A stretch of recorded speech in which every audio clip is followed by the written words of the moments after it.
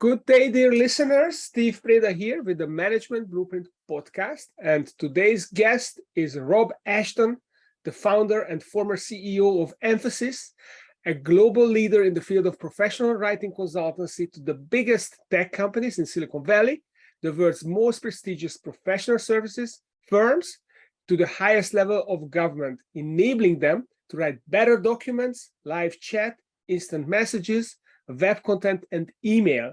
Rob is currently working on a new book about the psychology and neuroscience of the words we read, influence, or the words we read, influence our decisions. Wow, that is amazing. Welcome to the show, Rob. Hey, Steve, it's great to be here. Thanks for inviting me. Well, I invited you because I'm really curious about what you've done and your subject and what you are thinking about writing going forward.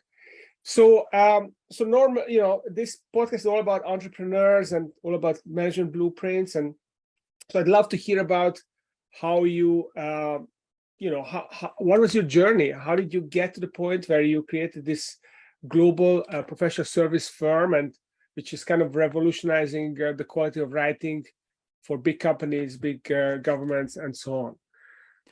Well, it's an unusual route and not really one I planned. But I started life as a molecular biologist, working on one of the earliest tests for HIV. I retrained as an editor, so I moved into journal publishing and then consumer publishing. And then that's really where my entrepreneurial journey started, because when I was working in publishing, I was working for a company that had been formed by two brothers in the US. And I really kind of saw there might be a different way of doing things. And I kind of got bitten by the entrepreneurial bug. So what I did then was set up this consultancy, Emphasis, to focus really on taking the trade secrets that I'd learned as an editor and to apply them to the wider world. And that I did that for 24 years. So I set that up way back in 1998, and only recently stepped down as CEO. So and as you mentioned, it's actually been my privilege to work with some amazing organizations from across all sectors. Mm-hmm. So what are some of these principles? Because I've written a couple of books, and I'm into these ideas. And several years ago, I found a checklist on how to write well. I think it was Jay Abraham, who was kind of a small business guru, and he wrote a book, and he had a checklist for copywriting in that book. And he was talking about short sentences, simple words, mixing short sentences with long sentences, having action verbs and all that good stuff. So tell me a little bit about, in a nutshell, what that system looks like, what makes writing come alive and powerful. Well, I mean, all of those pieces of advice from Jay Abraham are solid. You'd expect that from one of the world's most successful copywriting gurus. But those are not principles that are universally applied in the business world. And in fact, copywriting is only a small part of the writing that we do. And in fact, we've come to rely almost exclusively on the written word now. If my phone rings, I assume something's wrong. And I think there's something like 219 million adults in the US alone own a smartphone, and they hardly ever use them for speaking. It's all writing.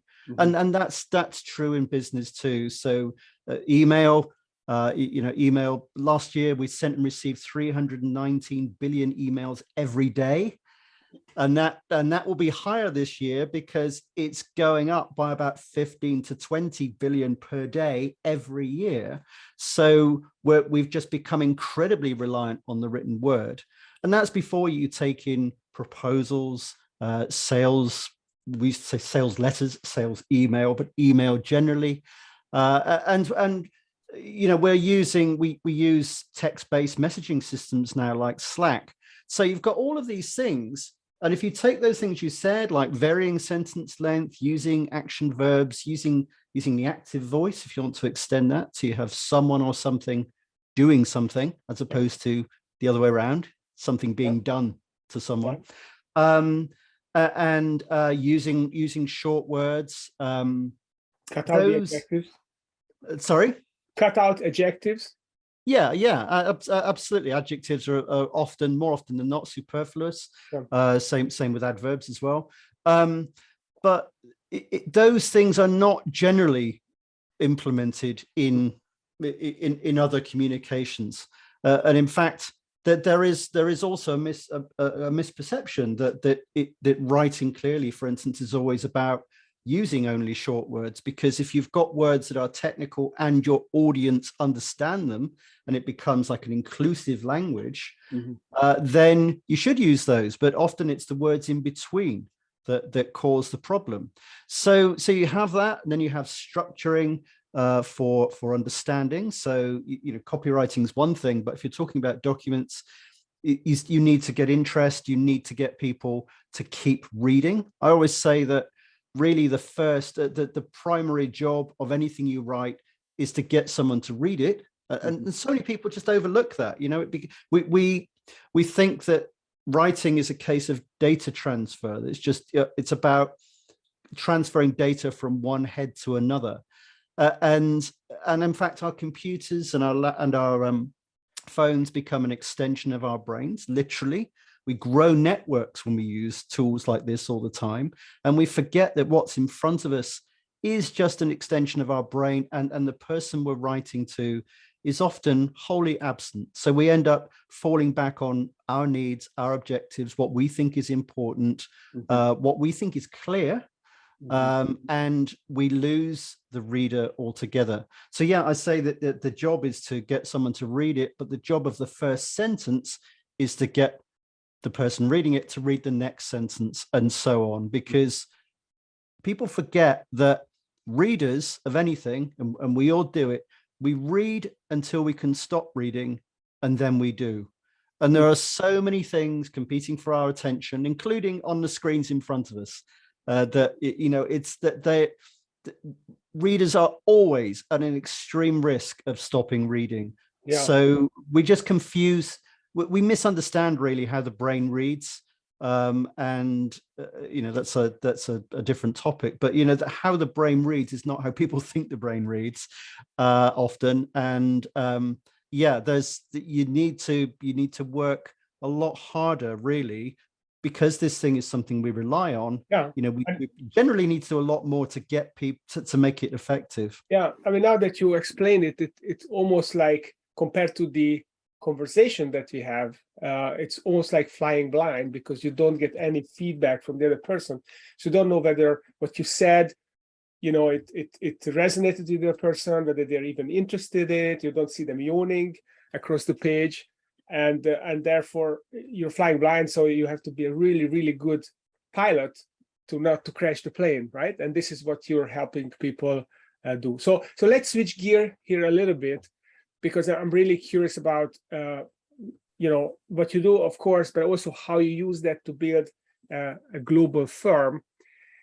And one of the things that we touched upon, which really touched me and really interested me over our pre-call, was what we call a sequential function release. So you built this business with a process that we labeled the sequential function release, and that helped you build this business up and systemize it. Can you explain to our audience what that concept is, and how did you come up with it? Yeah, so because I was bitten by this entrepreneurial bug, it was building the business that interested me as much as sharing these trade secrets with the wider world. I never wanted a job.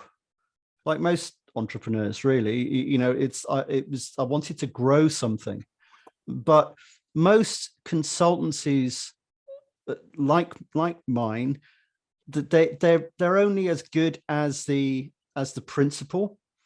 Incidentally, I never called myself the principal. I called myself CEO. The idea was I was building a company. So but that they are only as good as the principal. They're only as good as the founder, and all of the knowledge is tied up in the founder's head.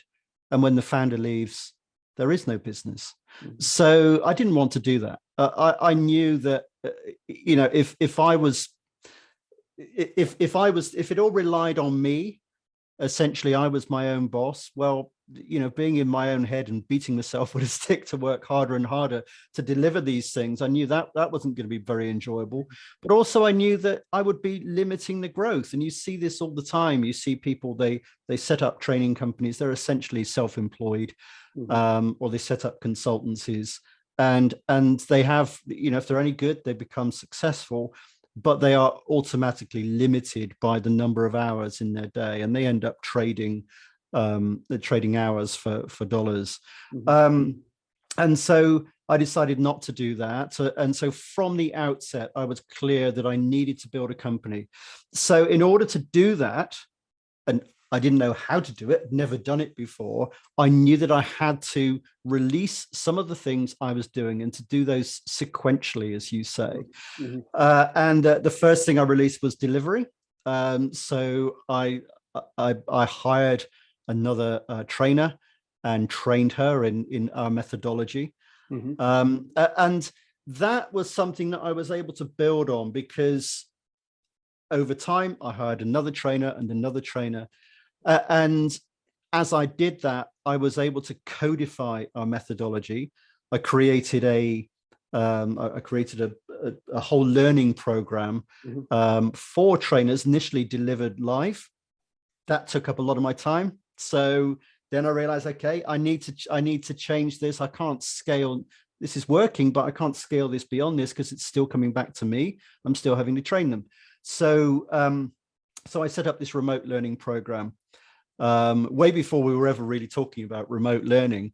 Back then I recorded a video. I codified. I explained how I was delivering the course, and in that video I cut in an interview with me talking about the course, as if to somebody off camera, and then wrote comprehensive notes for how to run the courses, and then made sure that we had a very stringent selection process.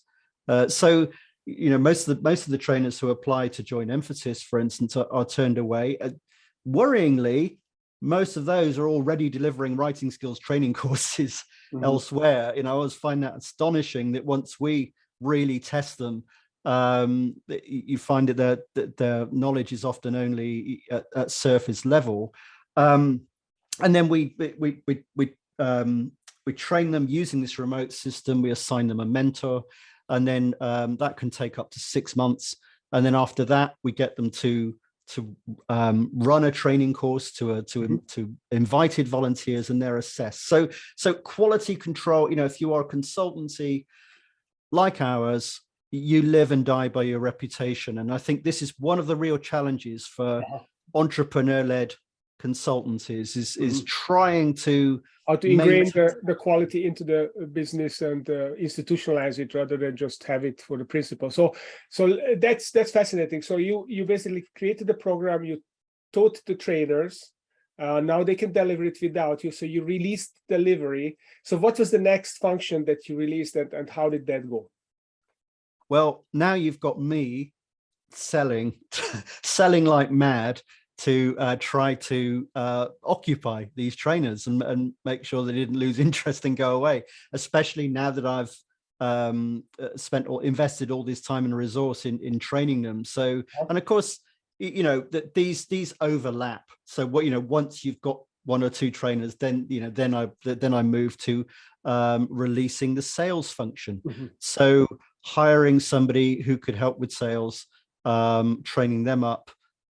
Because it was only one salesperson to begin with, that's something I could do remotely. Did you have a documented sales process that you could teach them, or it was not initially, because it's because I didn't. I found it's actually better to train someone like that one-to-one and document it as you go, and then you've got something that that you can then use for your next salesperson. So, and it was the same with training the trainers. You know, to begin with, I was training them one-to-one. You then get an idea of what needs to go in there. You get immediate feedback. You're kind of stress testing it. So it's the same with the selling as well. And that then became something that we updated as we went as well. You know, you have a process for doing that, but you need, you know, I think you could sit down and write a plan and, you know, or write a process. And I don't think there's any need to do that to begin with. You're far better off just actually creating that on the fly and then amending that. So that was sales, and then we've got sales, we've got delivery. Of course, the big one I've not mentioned is finance, and so, but that was something that we were able to outsource. So that wasn't so difficult. And finance is finance. You know, it's something that fortunately is transferable. So it's not so difficult to get to find people to do that. But operations was a big one, because this is, I mean, Emphasis now runs upwards of 10 courses a day. You know, I think about that when, you know, I maybe ran 1 or 2 a month when I started, you know. So, but that's not happened by accident. We recruited somebody to run operations, to get things out to the trainers, to make sure they were in the right place at the right time. One of the things that Emphasis does, and it makes life difficult, but it focuses on individual writing samples from every participant, and does an analysis to show the key areas for improvement, and even produces a graph to do that. So it measures writing, and that's a lot of admin if you're going to do that for everybody, not just collecting samples from participants, but, you know, getting them to the trainers, getting them back. So that, you know, it was very, very important to have somebody running that. And incidentally, you know, in recent years, we have automated a lot of that. You know, we've built systems so that those things can be, you know, so people, we can chase writing samples, for instance, both from the trainers and from the participants. But initially, it was all very analog, and then that operations function is something we expanded. But again, it's a core part, because your reputation rests on the interaction with the client, and the client's reputation, if you think of, you know, it could be a team leader, or it could be a learning manager, their reputation rests on how good the course is and how smoothly it runs. So you have to have so you have to invest in that and make sure that's good. So again, you have a training program, you have, you know, you start to codify it. So we released that function, and then marketing. So I was then left with marketing, and marketing was the next one, the last one that we released. By then we could go all in. So if I look back to, I think it was about 2005, you know, I wasn't doing any training at that by then. I think I stopped selling around 2006, 2007. So I'm left then with strategy and with the marketing, and then we were really able to double down. So focused on our website, on search engine optimization, and on blogging. So that we really went to town on the blogging starting in 2008, and now that is, I mean, the website gets around 1 million visitors a year. And the blog itself is probably the most comprehensive business writing resource in the world, I would say. You know, I've not seen one that has a greater breadth, but also a greater depth, because a lot of those articles are almost like books in themselves. But it's worth it, because we're attracting people who are really engaged. They are people who, you know, but we're solving problems. I always believe true that thought leaders. I mean, I find it fascinating, and it's really interesting, eye-opening that marketing was the last one, because often CEOs I talk to, they think that marketing is kind of an afterthought. They can delegate it. It's easy. They just hire an agency and they're gonna produce the content. And I like to tell them that no, actually, marketing is the most strategic part of your business. And anyone who gets good at marketing, they actually stop doing it for other people and they start building their own business because it's not worth the time. And as a consequence, as an implication, people who stay in marketing often don't know how to do it. So that is just my bias, but this is what I experienced. So I love it that you kept it for last. And it's also interesting that delivery, okay, I get it. That's the first one. Sales is kind of surprising, but it makes sense because you can turn it into a process. You can teach other people, and it's all about converting those people that already are interested. So it's just the mechanics, really. And then finance, of course, it's kind of a commodity, so that makes sense. Operations, that's really unique to your business. Customer experience, it is very strategic. So to leave it almost the last, that makes sense. And then marketing last. And then the very last, I mean, you stepped down as CEO a couple of months ago. So how did you release the CEO role? Just tell us shortly about that. It was a natural progression from within. It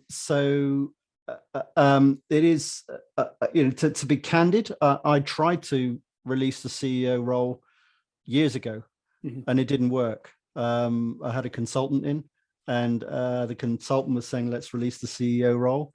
And we got someone in, and it wasn't a good fit. So I had to kind of back up and step back in. And so this was something I was hesitant to do. It's not something that I was going to do lightly, but I was fortunate in that we had homegrown talent. We had somebody in the business who was the sales director at the time, and was taking on more and more really of that responsibility and proving himself. So it then became not a quantum leap, but actually it's a true quantum leap. Quantum leaps are a natural progression. It's not this. We have this idea of a quantum leap being this huge thing. It's it's a leap from one thing to another at the same level. So what happened was that the person who was sales director had really reached that level more or less, and so I was able to have absolute confidence in him, and to step down. So it was evolution, not revolution. And it was minimal risk. It wasn't a leap of faith. Yeah, you built a great organization for him, so you just have to make sure that he's following the process that you have created for him. I would say that I wouldn't want to do him a disservice. I think that he's much better than I am in many respects. No, I think it's, if you do your job properly, you get somebody who's better than you are. Certainly for the stage the business is at. I was good at growing the company to where it got to now, where it is now. And really it needs somebody different to take it to the next level. Yeah. It was a progression. So he's a great manager, operator. I think that there are 10 visionary entrepreneurs for one good operator for a business. It's easier to be a visionary and just be in the sky and dream about things and come up with great ideas. Executing, it's much harder. So if you find a great person who can execute, that is awesome. Yeah, so, sorry, I would say though that I think that you need to maintain the growth of the business as well. So you do need somebody who does have an entrepreneurial flair as well. Because a business that doesn't grow goes backwards. So I think you need somebody sort of to generalize this and extend it to other people's businesses. You need somebody who does also have an entrepreneurial flair. Otherwise, you are going to get drawn back in trying to create the energy and the impetus for growth. You need something not just that can run on its own, but that can grow on its own. Yes. Yeah, no, that's awesome. So our time is coming close to an end. So, but I really want to ask the question about your speaking program, Silent Influence, and you call writing the invisible medium. So I'm really wondering about these terms, silent influence and invisible medium. What do you mean by these, and how do these come together in your speaking program? Okay, so invisible medium because it's something we don't notice. So I mentioned all the ways that we're reliant on writing now, but we don't realize that we're writing. We say, I'll send you an email. We'll say, I'll drop you a text message. We don't think of it as writing. What I've discovered since I've been researching, I started researching the brain science of this 6 years ago. And so that, that's why I've stepped down to really focus on it. And what I've discovered is the brain evolved to speak and listen, not to read and write. That's why it takes so long to learn to read.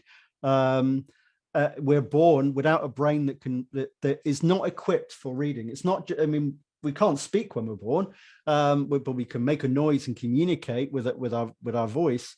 But when it comes to reading, we literally have to create a network in the brain and join together parts of the brain that we evolved for other things. So, and that remains an incredibly complex. The process of reading remains incredibly complex, even after we've learned to read. And that's why it goes wrong so much. That's why we don't get our message across. It's why our emails backfire. It's why people lose their tempers on social media often, because it's a process. It takes so much energy that it doesn't leave much left for emotional control. And it leaves us much more prone to cognitive bias and making bad decisions. So, or not, not communicating in a way that would get us a good decision. The other reason I call it invisible medium is because communication is a core part of any leadership program, for instance, and of consulting in general.